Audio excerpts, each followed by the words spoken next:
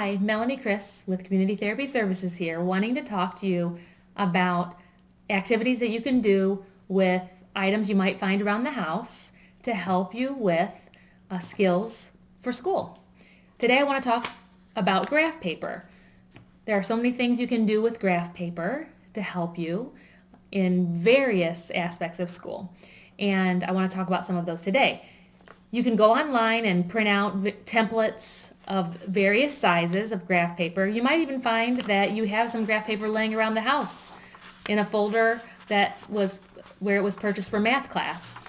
So you might have bought graph paper with small or larger size squares, or you might have some that you've printed out, again, with various size squares. So what can you do with graph paper? Well, as you can see here, you can have some fun with drawing designs, patterns, working on spatial awareness as you are drawing some various patterns. You can find patterns online to imitate, or you can have fun and as a parent could draw a design and have the child copy those designs, and vice versa. As a student, you can create your own designs and then have your parent try to copy those. So here's an example where you could have some graph paper printed out, and before you could even work on writing your letters and numbers in the squares so that you can identify what or where you're going to go when making your drawing.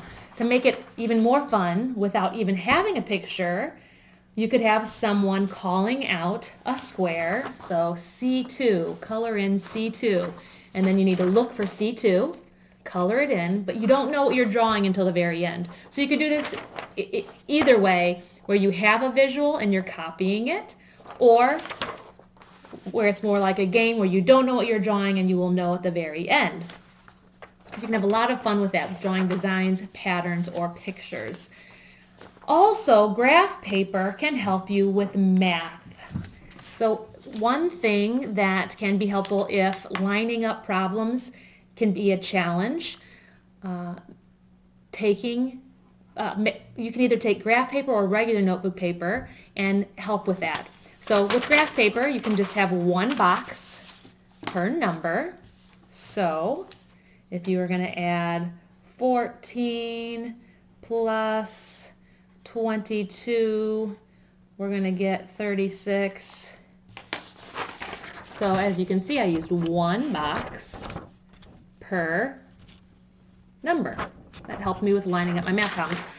Another thing that people don't think of sometimes, even though this is about graph paper, I wanted to throw in a little tip. If you have regular notebook paper, just turn it sideways, and then each column gets a number. So 14 plus 22 in this case.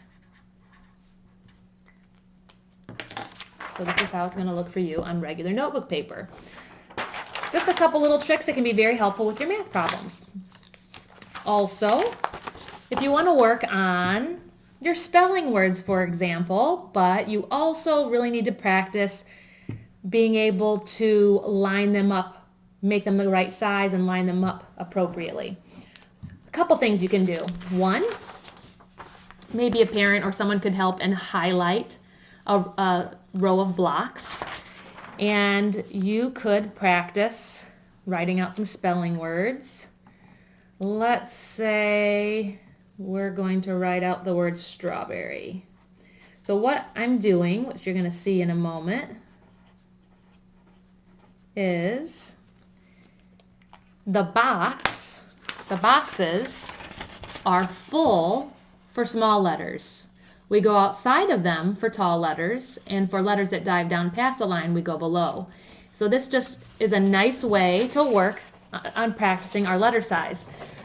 Another way to work on that would be actually to do spelling word box drawing.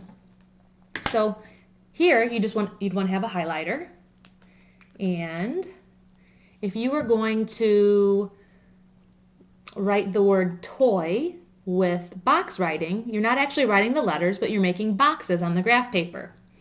So for toy, you would make a tall box, kind of like this one here. A tall box, a small box, and then a box that comes down below the rest. Once you're finished with that, then you can practice writing inside of it as well. T-O-Y, toy. So you can use a highlighter and graph paper in many ways to help you with working on your spelling words, working on letter size, working on writing on the line and in a defined space. Can help you with math problems, can help you just gain more awareness about how to put things on top, underneath, in certain positions, like in certain cells, A1, C2. So many different things you can do with graph paper. But you don't have to have some from the store. Remember, you can search online and find some to print out and do lots of things with the graph paper that you print out. So have fun trying out some things with graph paper.